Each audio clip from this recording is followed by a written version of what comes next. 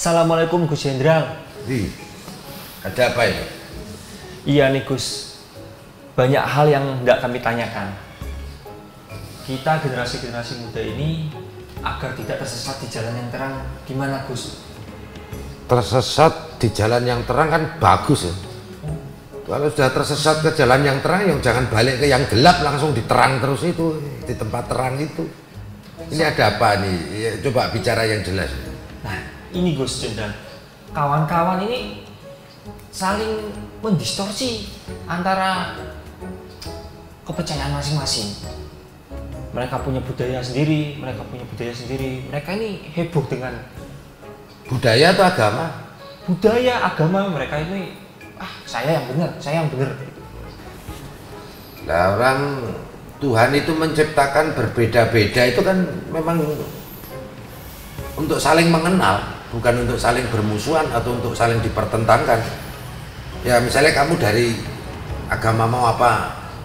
Islam ya, nanti ada yang Nasrani, ada yang Hindu, ada yang Buddha, ada yang budaya Arab, ada yang budaya Indonesia, budaya Eropa.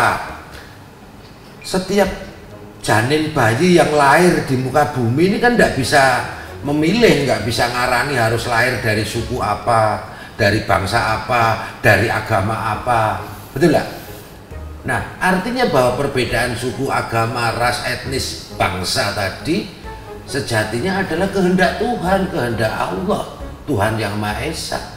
Nah, makanya Tuhan memerintahkan, kuciptakan kalian manusia dari seorang laki-laki dan seorang perempuan, kemudian kujadikan kalian berbeda-beda, beda suku, ras, agama, bangsa, untuk saling mengenal. Lita'arufu itu saling mengenal. Saling mengenal itu artinya saling menghormati, saling menyayangi, saling berkolaborasi, saling memanusiakan di antara manusia itu.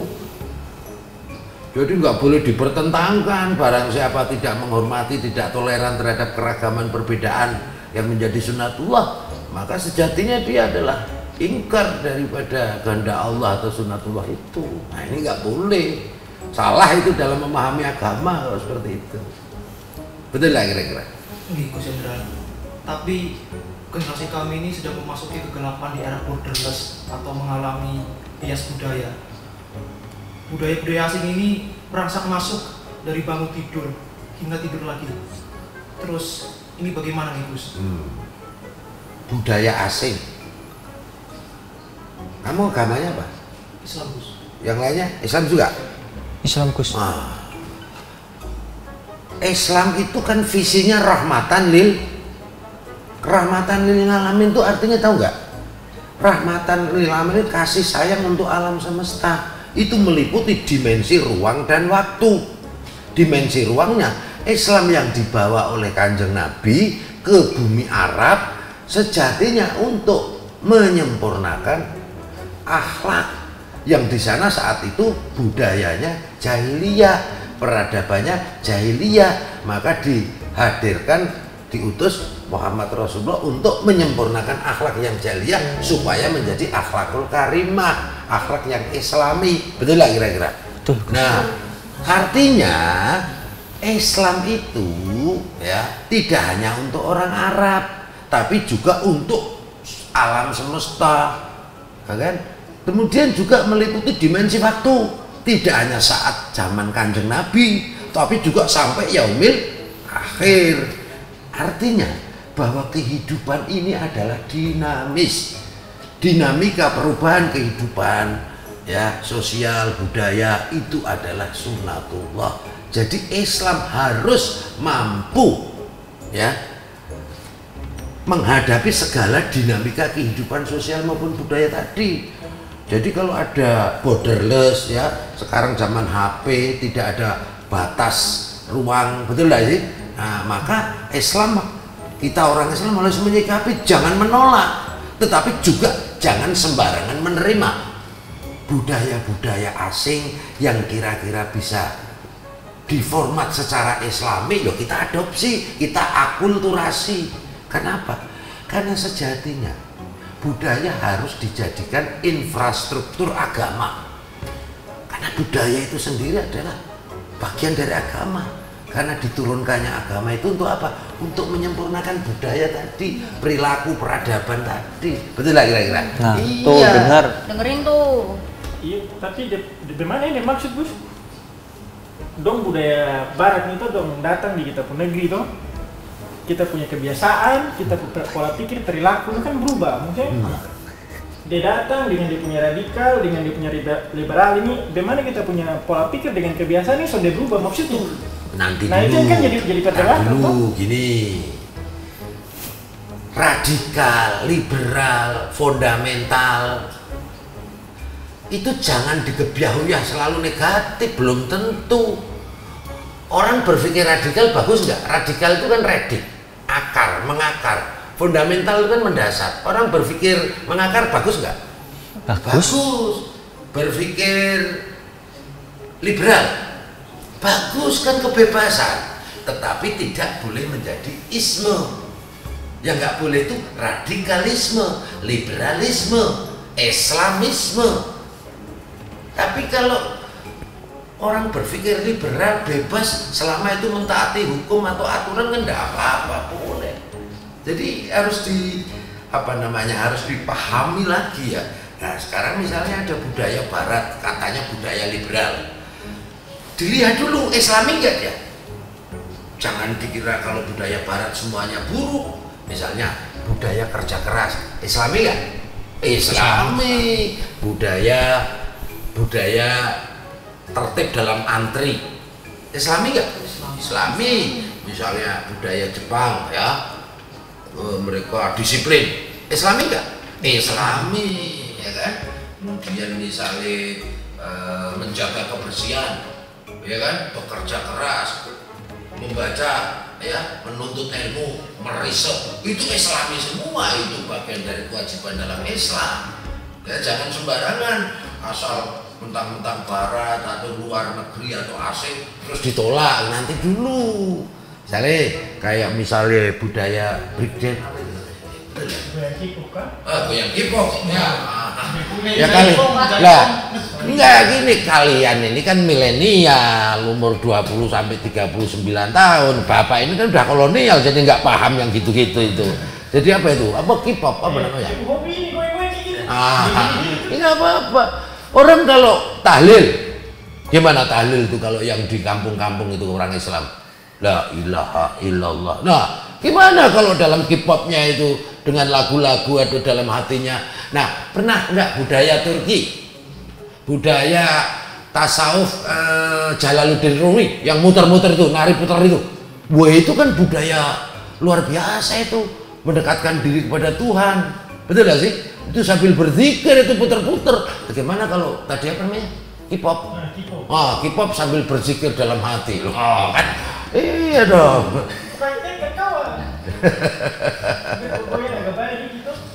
Tapi ini Gus, dia itu suka K-pop tapi tidak mencintai budaya sendiri Gus. Nah, ini yang nggak boleh. Yang salah. Itu yang tidak boleh. Kamu akan sekarang ini tak kasih tahu.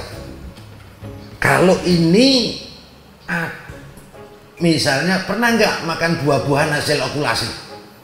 Durian hasil okulasi, mangga, jeruk hasil okulasi. Jadi bagus nggak? Okulasi itu apa itu namanya? Misalnya gini, contohnya gini, dicampur, dipadukan, dikolaborasikan. Misalnya kan sekarang kan banyak itu artis-artis yang cantik-cantik sama gagah-gagah, itu kan hasil apa itu? Blasteran, betul nggak? Bagus kan? Nah gimana kalau budaya juga diokulasi atau diakulturasi? Kan tambah keren. Itu ada K-pop tapi pakai lagu J-pop. Nah iya itu, jadi nggak boleh dipertengkarkan. Baru keren. Nah tadi kan Tuhan mengatakan ya, manusia diciptakan berbeda-beda, beda bangsa, beda suku, agama, budaya. Untuk apa? Saling mengenal. Artinya lita'arufu, saling mengenal tuh saling mengkolaborasikan, saling mengharmonisasikan. Gimana kalau budaya asing yang penting nggak bertentangan dengan kaidah atau syariat agama, kita kolaborasikan dengan budaya kita, apa nggak keren? Itu betul nggak kira-kira? Jadi nggak boleh dipertengkarkan. Justru yang menolak secara sembarangan atau tidak apa namanya, semuanya budaya tidak boleh, jangan ditolak, tapi dipilih mana yang kira-kira sesuai dengan budaya kita, mana yang kira-kira bisa kita akulturasikan. Kalau tambah menarik kan keren, dan itu sunatullah. Karena apa? Hidup ini dinamis, betul? Iya, nggak boleh dipertentangkan. Justru yang mempertentangkan keragaman perbedaan tadi itu yang salah.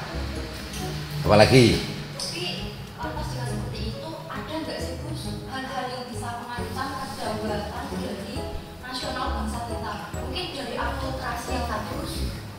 ini gara-gara kalian tadi sempat tengkar, aku jadi ikut kebawa keringatan ini aku. Kamu yang mulai. Ya. Iya, membawa setan tadi ke sini, makanya panas ya. Makanya nggak boleh bertengkar. Jadi gini ya, ideologi-ideologi transnasional atau radikalisme tadi atau ekstremisme dalam bentuk apapun ya, ada ekstrem kanan, ekstrem kiri maupun ekstrem lainnya. Nah, itu sebenarnya merupakan wujud atau cermin dari neokolonialisme, penjajahan budaya, penjajahan ideologi, penjajahan ya. Kalau terkait dengan ketahanan nasional itu kan kondisi dinamis yang meliputi seluruh aspek kehidupan. Apa aja aspek kehidupan? Ipolek sosbudkum hankam, ideologi, politik, sosial, ekonomi, budaya, hukum, pertahanan, keamanan. Kalau dulu zamannya penjajahan itu kan kolonialismenya kan fisik, menjajah secara fisik atau konvensional. Nah, sekarang sudah itu penjajahan dalam bentuk ideologi, politik, sosial, ekonomi, budaya, hukum, dan lain sebagainya. Nah, ini yang harus kita jaga. Makanya tidak boleh kita sembarangan menerima budaya asing, tapi juga tidak boleh kita sembarangan menolak. Tapi bagaimana kita mengakulturasikan budaya-budaya yang ada, baik itu budaya asing, diakulturasikan dengan budaya lokal. Indah, blasteran. Produk bagus tuh. Produk bagus. Iya.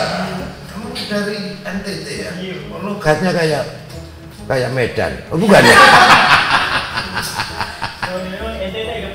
Iya. Tapi pusatnya sampai ke Medan.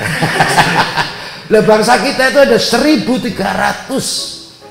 suku dengan budaya yang macam-macam.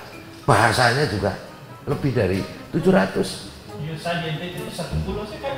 Udah beda-beda juga kan? Berapa pulau kau punya? Saya di Sumber Satu aja.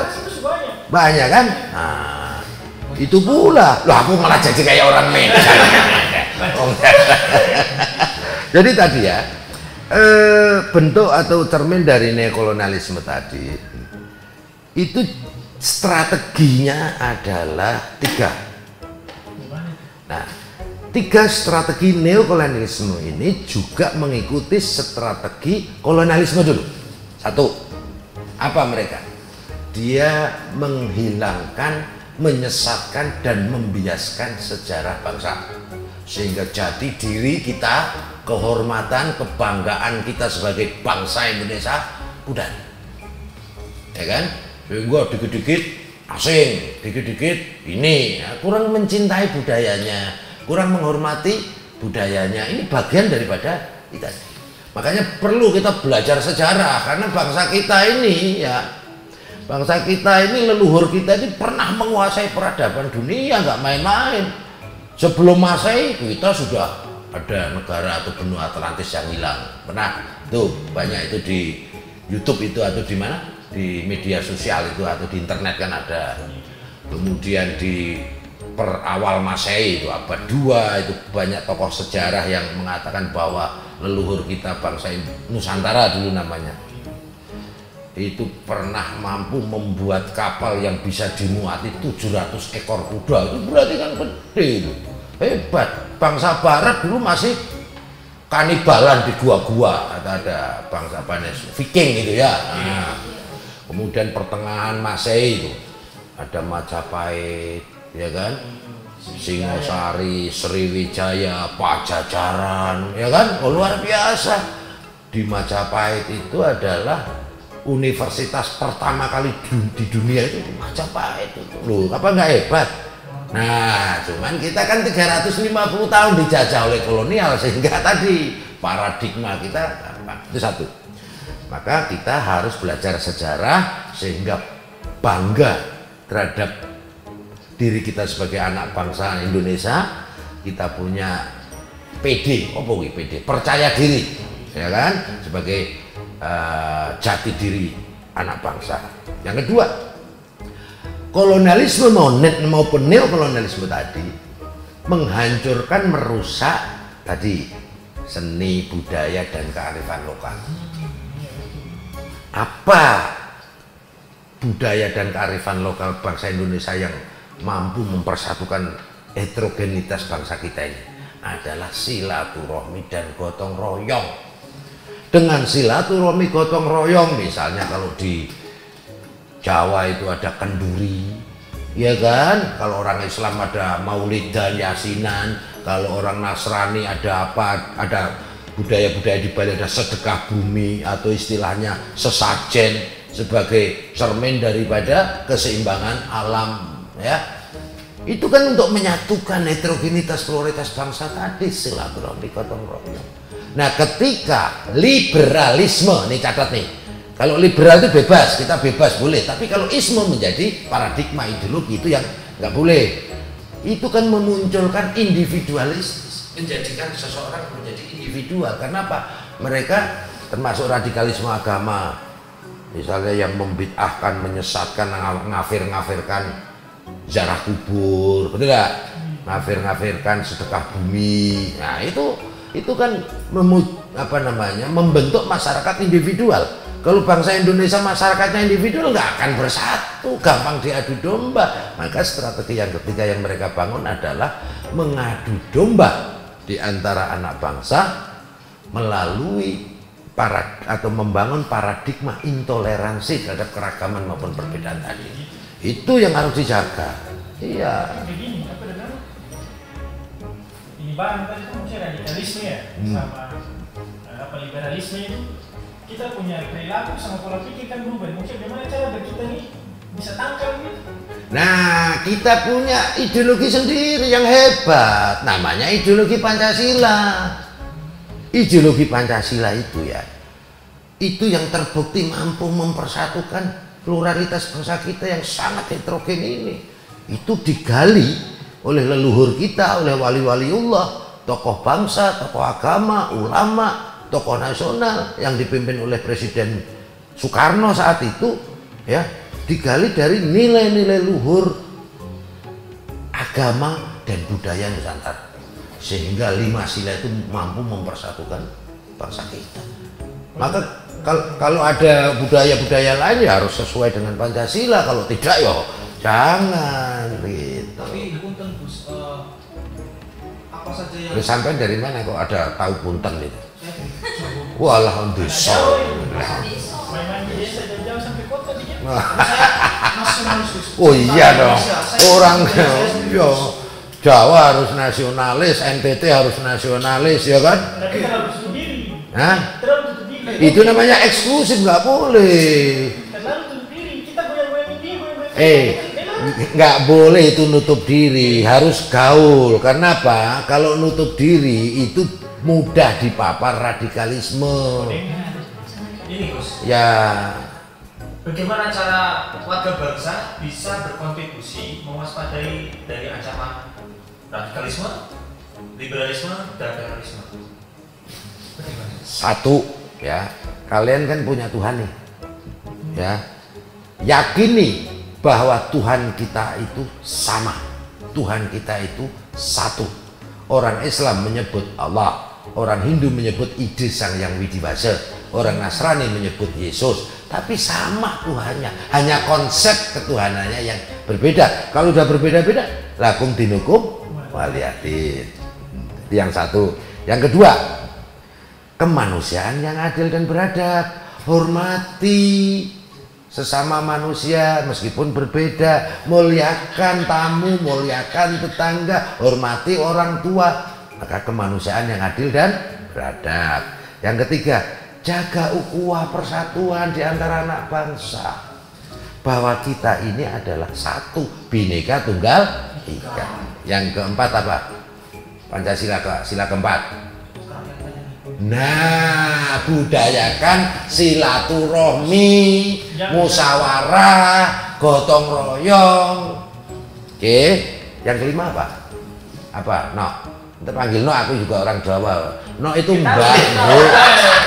Harus belajar sejarah. Iya, apa sila kelima? Keadilan sosial. Nah, kita harus adil.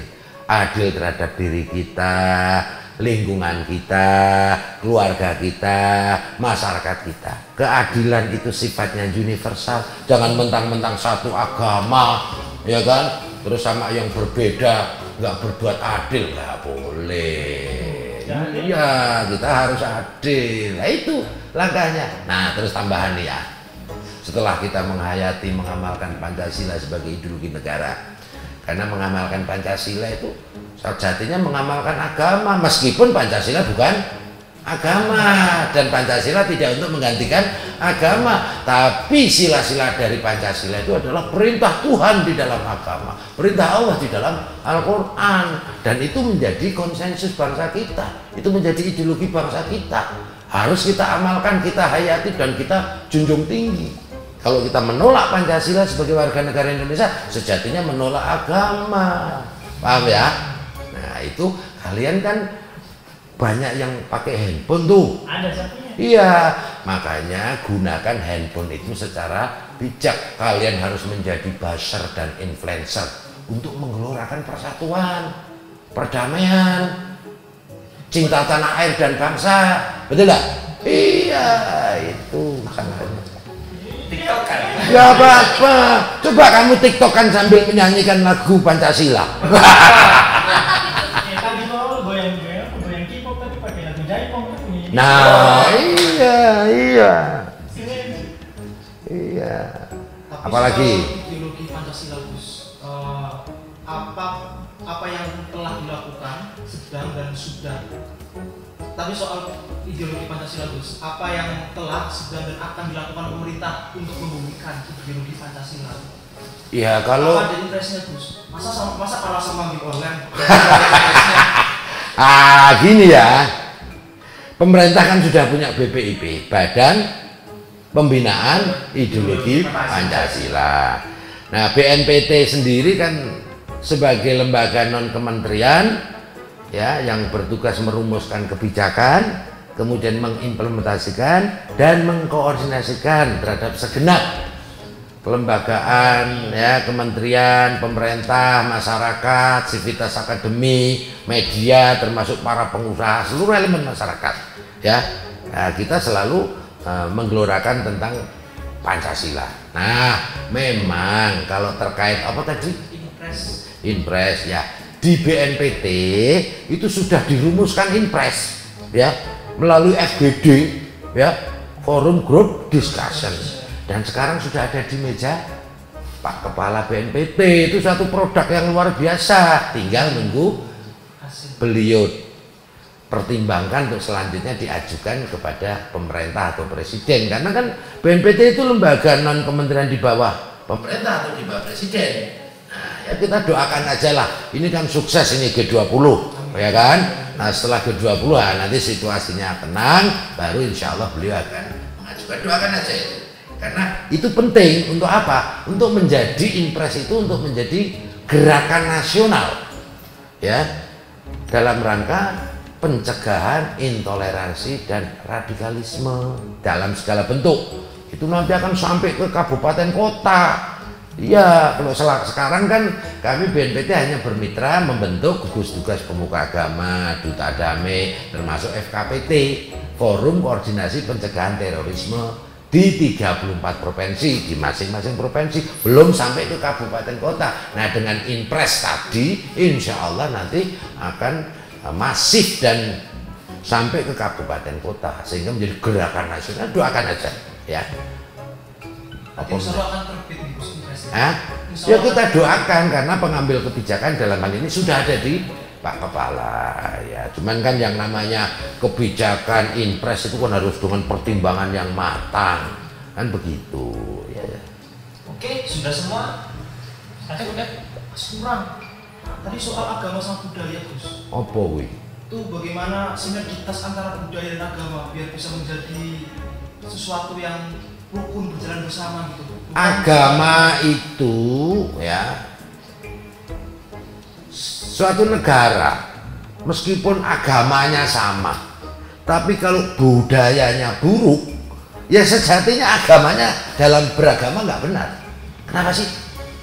Nabi itu diturunkan di muka bumi itu di suatu kaum yang budaya atau peradabannya jahiliyah. Kenapa? Karena misi utama Nabi itu kalau bahasa agamanya itu innama bungistu li utamima makarimal akhlak. Sungguh aku diutus ke dunia ini untuk menyempurnakan akhlakul karimah, menyempurnakan budaya supaya budayanya itu budaya yang baik, yang islami. Jadi kesimpulannya budaya harus dijadikan infrastruktur agama.